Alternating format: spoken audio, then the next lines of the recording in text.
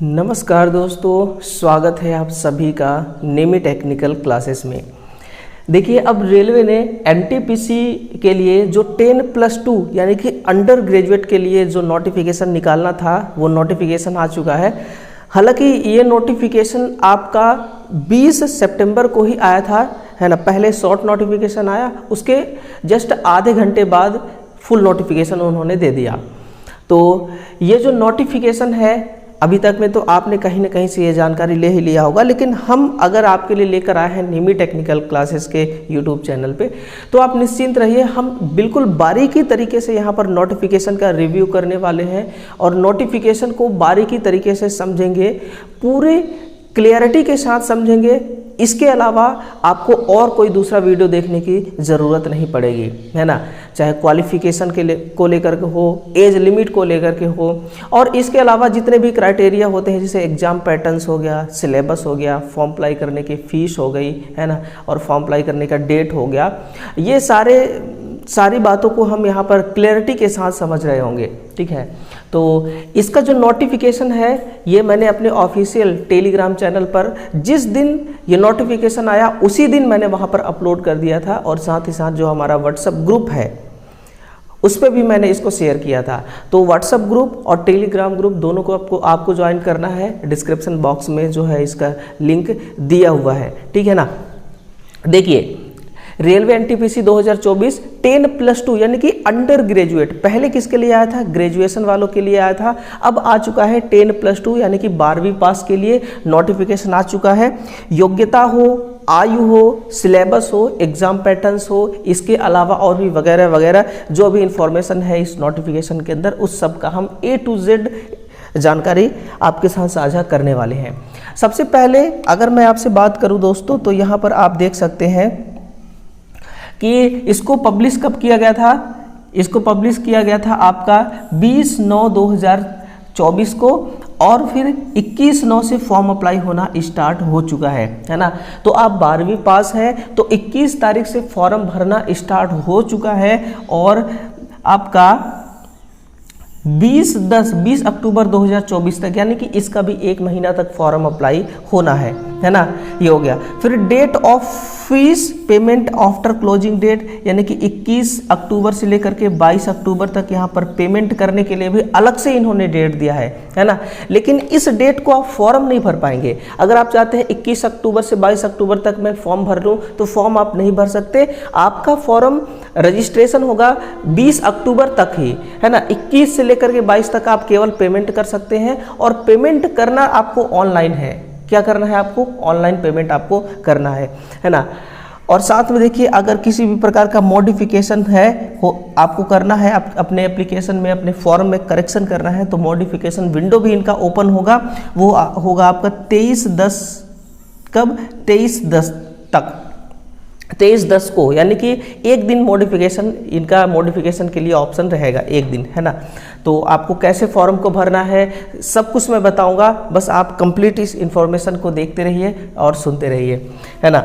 जब किसी भी नोटिफिकेशन में हम आते हैं तो हमें सबसे पहला जो जानकारी प्राप्त करना होता है वो कि किस किस पदों पर यहाँ पर भर्तियाँ आई हुई हैं और किस पदों के लिए मेडिकल स्टैंडर्ड क्या है। क्योंकि आपको बहुत अच्छी तरह से पता है कि रेलवे की एक ऐसी भर्ती है जहाँ पर मेडिकल का जो है रोल सबसे बड़ा रोल होता है दोस्तों। मेडिकल यहाँ पर जो मांगा जाता है ना, उस मेडिकल के क्राइटेरिया को आपको फुलफिल करना बहुत ज़रूरी होता है। तो यहाँ पर देखा जाए तो सबसे पहला पोस्ट है आपका कॉमर्शियल कम टिकट क्लर्क, है ना, जो कि लेवल 3 की वैकेंसी है, और इसमें इनिशियल पे 21,700 और B2 का मेडिकल स्टैंडर्ड। अभी आगे चल के आप देख पाएंगे कि आप मतलब कि कोई एक ऐसा छात्र है, कोई एक ऐसा कैंडिडेट है जिसको सर्जरी हुआ है लाइफ में कभी भी, तो क्या वो B2 मेडिकल स्टैंडर्ड के साथ कॉमर्शियल कम टिकट क्लर्क की पोस्ट के लिए फॉर्म भर सकता है या फिर नहीं भर सकता? आगे अभी आपका क्लियर हो जाएगा, ठीक। फिर सेकेंड है आपका अकाउंट क्लर्क कम टाइपिस्ट, ठीक है, फिर लेवल 2 की भर्ती है। तीसरी है आपका जूनियर क्लर्क कम टाइपिस्ट, ये भी लेवल 2 की भर्ती है। और फिर है ट्रेन क्लर्क, ये भी लेवल 2 की। यानी कि यहाँ पर लेवल 2 की टोटल 3 भर्तियां हैं और लेवल 1 की 1 भर्ती है ना। और यही लेवल 2 में इनिशियल पे देखा जाए तो सबका सेम है 19,900 19,900 19,900। और देखिए अकाउंटेंट क्लर्क कम टाइपिस्ट के लिए C2 और जूनियर क्लर्क कम टाइपिस्ट के लिए C2 और ट्रेन क्लर्क के लिए आपका A3 मेडिकल स्टैंडर्ड रहेगा। यहाँ पर एज में, अगर एज के बारे में देखा जाए तो 18 से 30 यहाँ पर रहता है, लेकिन कोविड के कारण 3 साल का रिलैक्सेशन सभी को मिल रहा है, चाहे वो रिजर्वेशन कोटा के अंतर्गत आ रहा हो या फिर विदाउट रिजर्वेशन के अंतर्गत आ रहा है, सभी को 3 साल का मिला करके यहाँ पर 18 से 33 ईयर हो गया है ना। बाकी ST SC को जितना मिलता है 5 साल का और OBC को 3 साल का, वो भी आप अपना यहाँ पर ऐड कर लीजिएगा, ठीक है। टोटल भर्ती देखिए 2 कितना है, कॉमर्शियल कम टिकट क्लर्क के लिए 2022 और अकाउंटेंट क्लर्क कम टाइपिस्ट के लिए है आपका 361 और फिर जूनियर क्लर्क कम टाइपिस्ट के लिए 990, फिर ट्रेन क्लर्क के लिए 72। इस प्रकार से मिला करके टोटल है आपका 3,445 पोस्ट पर, सीटों पर यहाँ पर भर्ती है। कितना है? 3,445। अब एक बात और भी आती है हमारे मन में ख्याल की, जैसे ALP का वैकेंसी बढ़ा, टेक्नीशियन की वैकेंसी बढ़ी, तो क्या इसी प्रकार से NTPC का भी भर्ती बढ़ेगी, है ना, नंबर ऑफ वैकेंसी बढ़ेंगी या फिर नहीं? तो दोस्तों बढ़ने के चांसेस तो 95% है, क्योंकि जिस प्रकार से ये काम कर रही है, जिस प्रकार से ये सीटों को बढ़ाती है, तो उसके हिसाब से हमें लगता है कि इसका भी बढ़ना चाहिए, है ना। बट ये आगे का प्रोसेस है, ये हमारे हाथ में नहीं है, ये रेलवे के हाथ में है। रेलवे जो भी करेगी तो उससे पहले एक नोटिस जरूर देगी, और नोटिस अगर आई तो वो भी मैं आपको ज़रूर दूंगा। इसलिए आप हमारे साथ बने रहिएगा, जुड़े रहिएगा, चैनल को सब्सक्राइब आपको कर लेना है। मेडिकल स्टैंडर्ड के साथ चले देखिए, अगर आप जानना चाहते हैं कि A3 मेडिकल स्टैंडर्ड क्या होता है, तो सबसे पहला बात तो आप समझिए कि फिजिकली आपको पूरी तरह से फिट होना चाहिए, आप फिट हो, है ना। डिस्टेंस विजन 6x9 विद और विदाउट ग्लास वाला चलेगा, ठीक है। और B2 जो है ये विद और विदाउट ग्लास वाला भी चलेगा, इसमें भी, है ना। और चश्मे की पावर ये दिया हुआ है 0.6 और C2 का देखा जाए तो इसमें भी फिजिकली फिट होना चाहिए, और फिर 6/12 नील विद और विदाउट ग्लासेस, ठीक है ना। तो आप इसको विजुअली इसको आप देख लीजिएगा, ठीक है ना। इसका नोटिफिकेशन जो है मैंने पहले ही दे दिया है आपको टेलीग्राम चैनल पर, तो वहाँ से आप इसको अच्छी तरह से देखिएगा, इसके बाद ही आपको फॉर्म भरना है। चलिए, अब जो मैं आपको बता रहा था कि आप इस पोस्ट के लिए अगर फॉर्म को अप्लाई करना चाहते हैं, लेकिन आपका लाइफ में कभी भी सर्जरी हुआ है, तो क्या आप उसके लिए भर पाएंगे या फिर नहीं?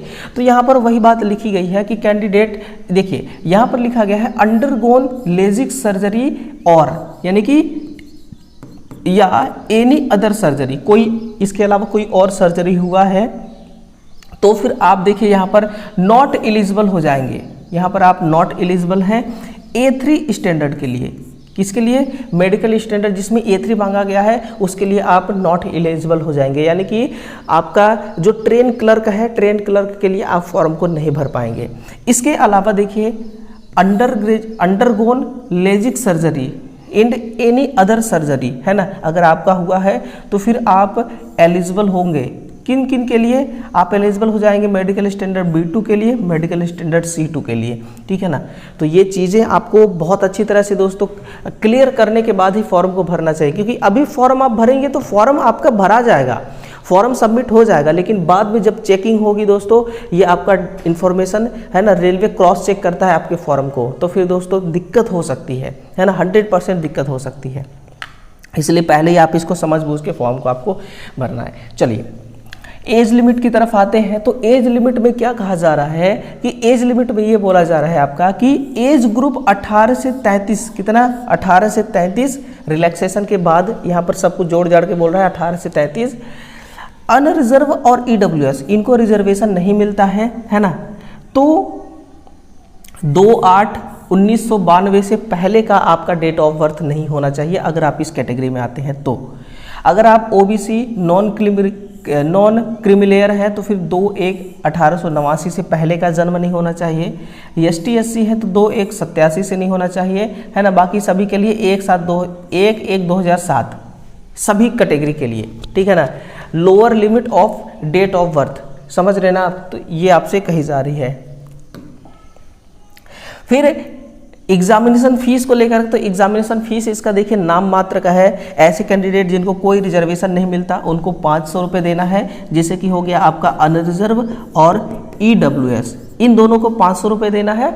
और जब आप CBT फर्स्ट देने जाते हैं, यहाँ पर लिखा है CBT फर्स्ट देने जाते हैं, तो 400 रुपये आपके अकाउंट में रिफंड कर दिया जाएगा। इसलिए फॉर्म भरते समय आप अपना पर्सनल अकाउंट नंबर डालिएगा। फिर ऐसे कैंडिडेट जो फिजिकल हैंडीकैप्ड हैं या फीमेल हैं, ट्रांसजेंडर हैं, एक्स सर्विसमैन कैंडिडेट्स हैं, है ना, इकोनॉमिकली बैकवर्ड क्लास के कैंडिडेट हैं, ST/SC कैंडिडेट हैं, माइनॉरिटी कम्युनिटीज़ के कैंडिडेट हैं, आप सभी को दोस्तों कितना, सिर्फ और सिर्फ 250 रुपये देना है। कितना? सिर्फ और सिर्फ 250 रुपये देना है ना, और कुछ आपका यहाँ पर लगने वाला नहीं है। तो यहाँ पर तो रिफंडेबल है, रिफंड भी हो जाएगा। तो आपका यहाँ पर ये भी देखिए, ये 250 रुपये रिफंडेबल भी है ना, 250 रुपये रिफंड भी हो जाएगा। फिर अब आते हैं अपने कि भाई आपका जो एग्ज़ाम प्रोसेस है ये कैसे कैसे होने वाला है।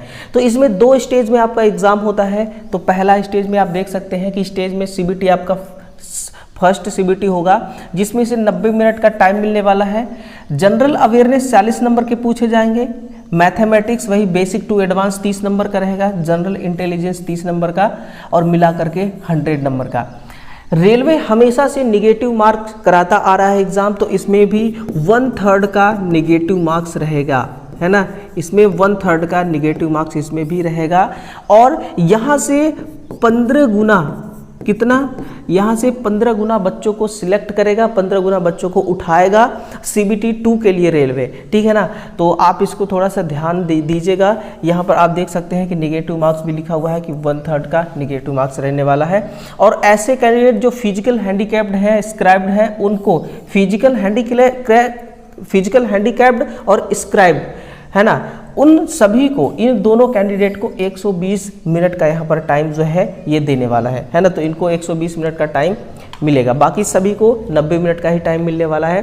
फिर आप कहेंगे कि सर हमें पढ़ना क्या होगा इसमें, है ना, तो थोड़ा सा सिलेबस को भी डिस्कशन कर लेते हैं कि मैथमेटिक्स आपका यहाँ पर पूछा जाना है, बेसिक टू एडवांस सब कुछ पूछा जाएगा। यहाँ पर ट्रिग्नोमेट्री, अर्थमेट्रिक सब कुछ आपको पढ़ना है, मैथमेटिक्स है, और साथ में जनरल इंटेलिजेंस एंड रीजनिंग भी है ना, और जनरल अवेयरनेस है, ठीक है। ये सभी चीज़ें हैं, आपको बहुत हाई फाई नहीं पढ़ने की ज़रूरत है दोस्तों। यहाँ पर 12th लेवल की ये आपकी भर्ती है, 12th लेवल की ये जॉब है, तो उसी के अकॉर्डिंग आपको यहाँ पर पढ़ना होगा। फिर स्टेज 2 की तरफ अगर आप देखेंगे तो स्टेज 2 में देखिए, ये रही आपकी स्टेज 2, सॉरी,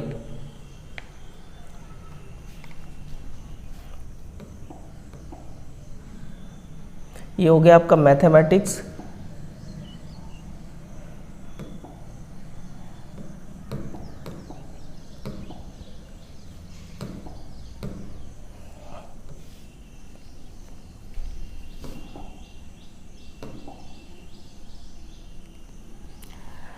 स्टेज 2 गायब हो गई है ना, स्टेज 2। चलिए मैं आपको इसका एक अलग से वीडियो बना के दूंगा, है ना, जिसमें टोटल डिटेल्स हम बात कर रहे होंगे। जैसे स्टेज 2 का यहाँ पर डिलीट हो चुकी है ना। फिर जब आपका CBT 1 और CBT 2 हो जाएगी, है ना, CBT 1 CBT 2 हो जाएगी, उसके बाद आपको क्या करना होगा, उसके बाद देखिए आपका टाइपिंग टेस्ट होता है। लेकिन सभी का टाइपिंग टेस्ट यहाँ पर नहीं होना है, कितने लोगों का टाइपिंग टेस्ट होना है उसको मैं आपको यहाँ पर बता दे रहा हूँ। देखिए ये रही टाइपिंग टेस्ट, है ना। यहाँ पर टाइपिंग टेस्ट में क्या पूछा जाता है, टाइपिंग टेस्ट के लिए CBT 2 से 8 गुना बच्चों को यहाँ से उठाया जाएगा। कितने गुना बच्चों को, 8 गुना बच्चों को यहाँ से उठाया जाएगा। और फिर आपका अगर टाइपिंग टेस्ट में 30 वर्ड पर मिनट इंग्लिश की स्पीड है और 25 वर्ड पर मिनट हिंदी की स्पीड है, तो आपको मतलब इस स्पीड से टाइपिंग टेस्ट देना है।